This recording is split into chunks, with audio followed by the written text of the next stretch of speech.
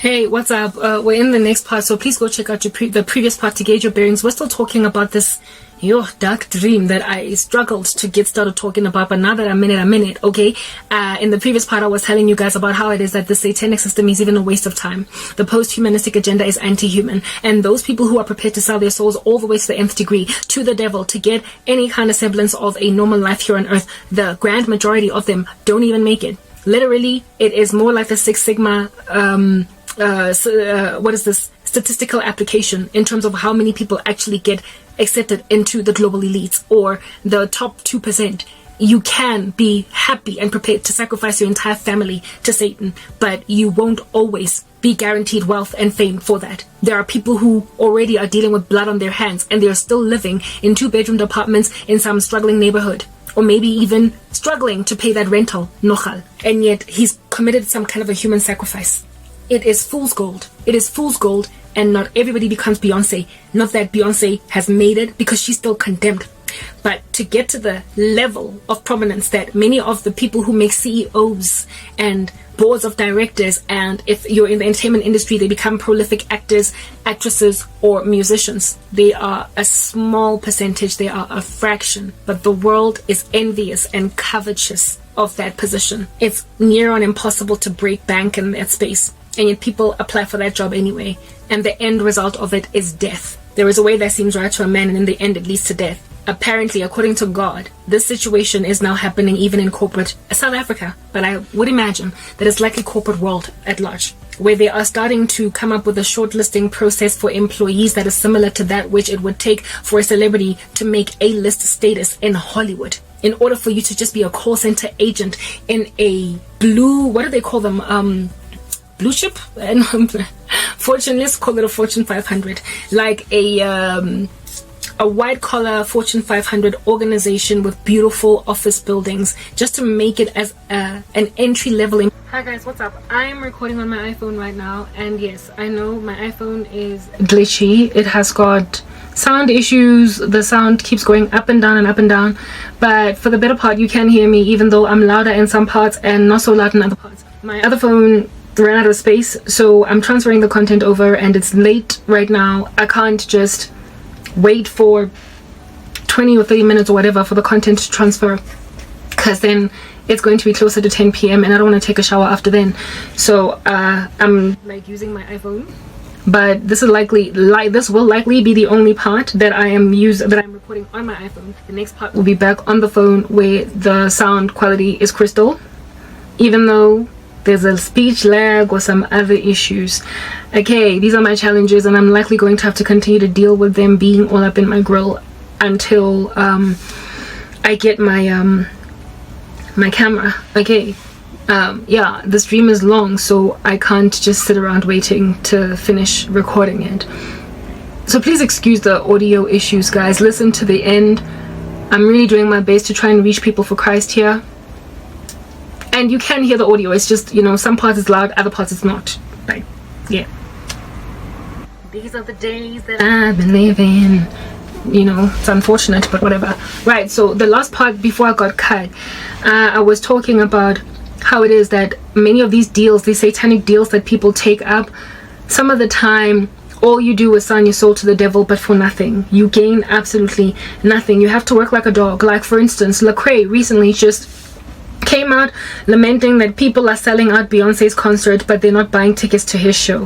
Lecrae sold out from Christ to this wicked agenda, and he's now begging people basically to buy his tickets. Why aren't they just flowing in? The devil promised him the kingdoms of this world if at all he will worship him, and he took it up, and yet he has to beg people to buy tickets to his concert.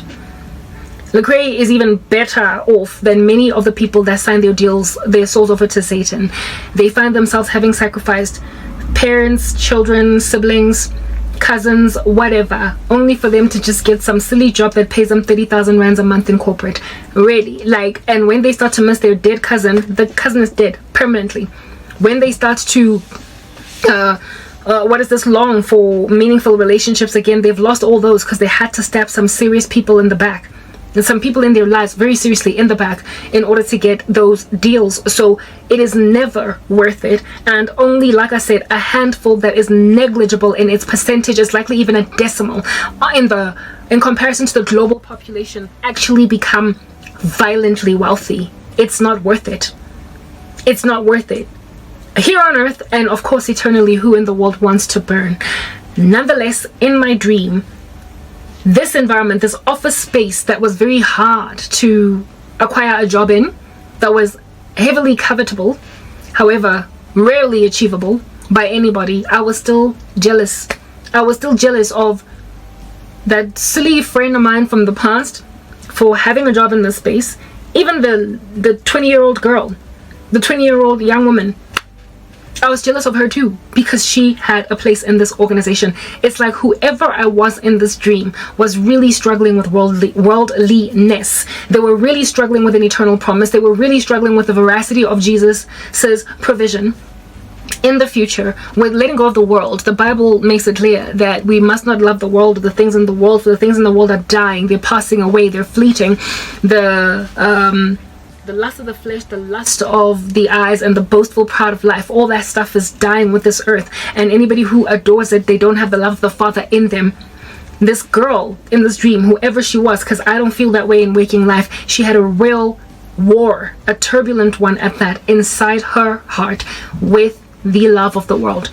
She could not, despite having witnessed that this place is somewhat nefarious, it's kind of ominous, she still longed for acquisition in this regard. Guys, the things of this world are fleeting. People who are in this world trying to acquire more and more and more, babulala bantu bagibo, guys, babulala, but they kill their friends, they kill their family members just to get ahead. They sacrifice souls. They allow themselves to be pawns in a chess match that is very, very dangerous. They participate in the murders of their own friends. Like recently, a celebrity in this country died, and Yazi, just from looking at the CCTV footage, it is so obvious that at a minimum, there might be more that have been involved, but at a minimum, there is one friend of his that is just involved in it. And when I look at that Don Design guy, all I see is one of my, like, I see my cousins. I see my relatives that have hurt me in this capacity, that have used sorcery. I see former friends. I see my former best friend. I see my ex-boyfriends. I see people that were offered something and they took it up. And today, the quality of their lives has been significantly tarnished by the decision they made. And there's nothing they can do to turn it back. There is no true acquisition of joy or happiness. Money can't buy you happiness. That's such a tried, old, worn out, it's cliche, but it's true. They don't have the relationships they had. Their lives were much sweeter when they were struggling to get jobs, when they would fail interviews, when their cars would break down on the side of the road. Their lives were so much sweeter during that time. Do not love this world. And also the love of money, guys. Goodness, it is the root of all kinds of evil, and many who have wandered after it have pierced themselves with many pains. Not only was that guy immediately caught onto that, clearly, in my view, it is clear that clearly gave AKA over to eternity. Not only did he get busted quickly, but now the quality of his life is not ever going to be the same again. He is suspected not just by us, like people on the outside watching, but even people within the entertainment industry are suspecting him. They are uploading tweets and bringing them down. They first supported him, saying, guys, leave him alone, but now they've deleted those same tweets. It's like the guy is never going to be the same again. He's never ever going to be able to walk around freely in these streets without people basically gunning for him. Fans on the street of this late celebrity that is AKA are going to harass him in public. So he did not even have time to wallow in guilt by himself, realizing what he has done, because now everybody is onto him. And the disquieting thing as well is, not only do these people kill their own friends and family members just to get something in this occultic fashion, they also have the brazen audacity, once they have perished, to attend funerals, memorial services, and go and comfort the bereaved family as ones who are, batsidisi. Who wants to walk in that? You don't know what blood guilt does to a person, guys. Lady Macbeth might be a fictional Shakespearean tragedy, but indeed that character that is Lady Macbeth is accurately depictive of what happens when you hand an innocent soul over that had not seen it coming over for death. You get paranoid, schizophrenic, and you might even end up committing suicide. You think that the blood is on your hands and you keep on washing it. You will do things over and over and over again, and there is nothing you can do to turn back the hands of time, like R. Kelly. If you are not a seasoned criminal, if you're not a gangster, if it is not what you do, if you're not a paid assassin, you're going to struggle to kill a person.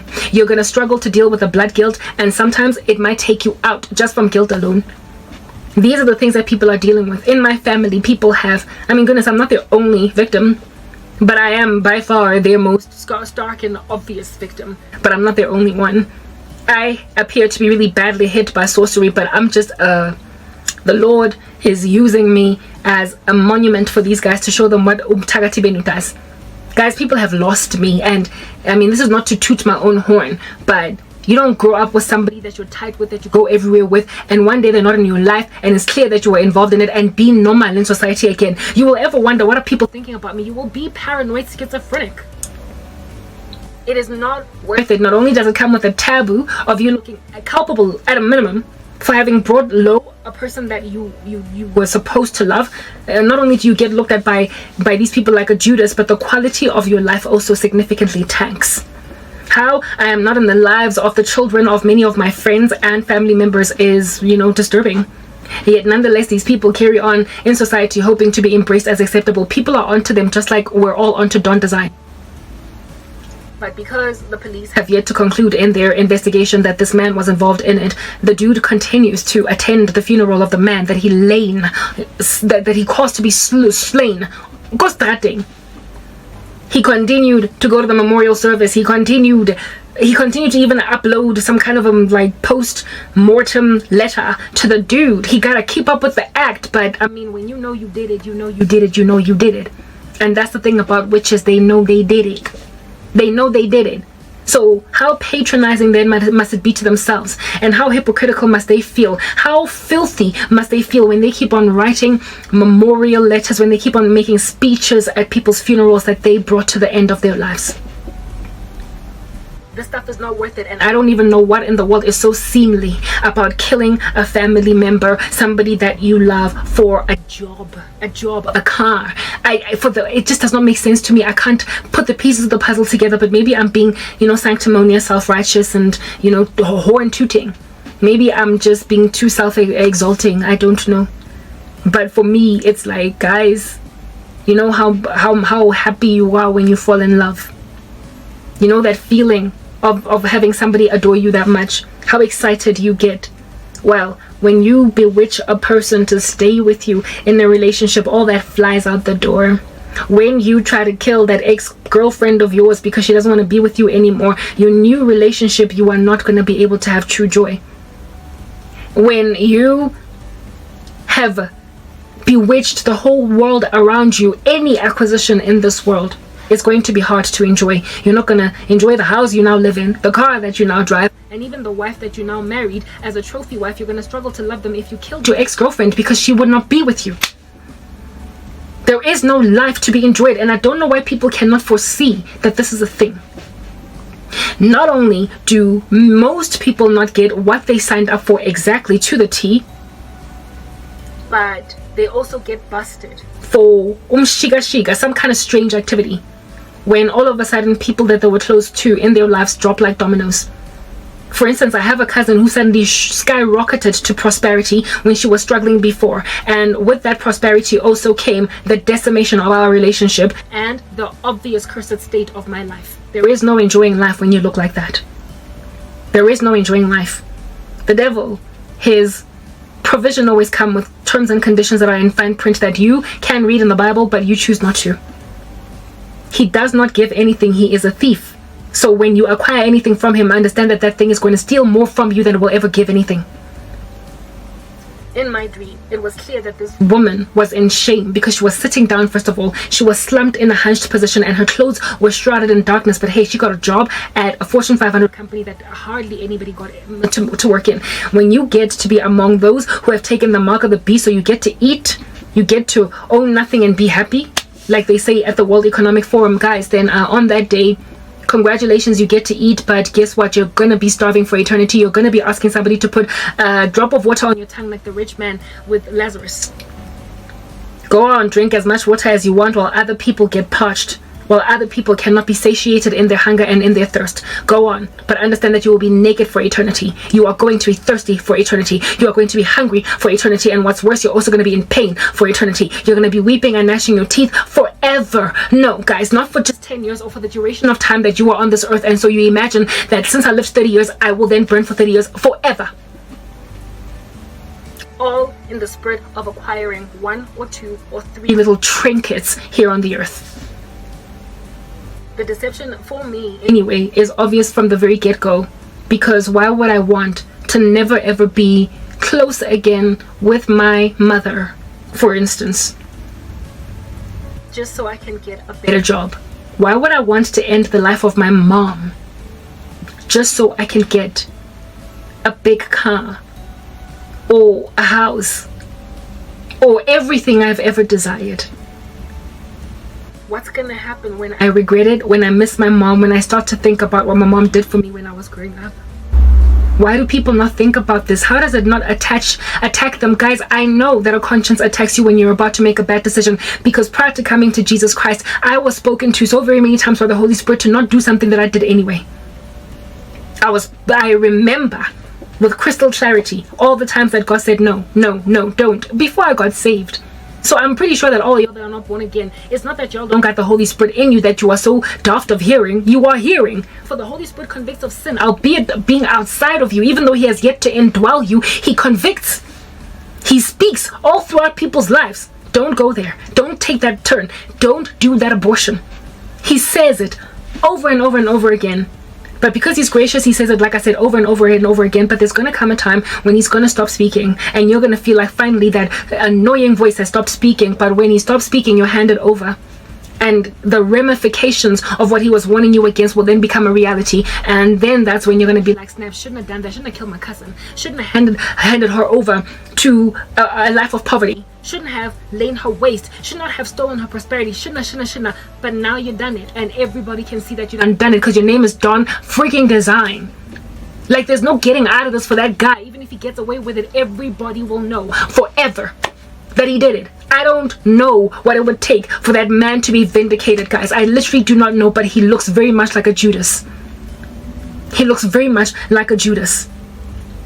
So if I'm one of those conspiracy theorists on the internet, I don't care. I saw what I saw on the CCTV footage, and I'm pretty smart. I'm not quick to hop to conclusions, but that evidence was too damning for that man to not yet be in questioning right now with the police. I don't understand what's going on with South Africa. So if you want to be a Don Design, by all means, but understand there are ramifications. The quality of your life will be significantly disqualified. It will be significantly tarnished. It will be significantly reduced. And even if you do get away with like I said, even if you do get away with the murder that you committed, there will always be people that will look at you wagging their heads. And nobody wants to walk around with that over their shoulders. Witches always give themselves away in one way or another, even if it's hard to prove their witchcraft, since it is, witchcraft is spiritual. Their lives, how they turn out, the relationships that suddenly just fall apart, and the things that they automatically overnight acquire after another tragic thing happened to another person in their lives, those are telltale signs. But in the presence of those telltale signs, they continue to, like I said, attend funerals, go to memorial services, make speeches, and write letters to the people that they decimated. Who wants that for life? And it is very difficult to come back from out of that. Christ has a way of restoring a person's reputation, but it tends to require a confession. So unless you're prepared to say, look, I handed my mom over for a human sacrifice ritual, you're in trouble. You're in trouble. You're always going to have a hovering over your shoulder, the fact that everybody suspects you did it even though nobody caught you. Next part, with a better phone.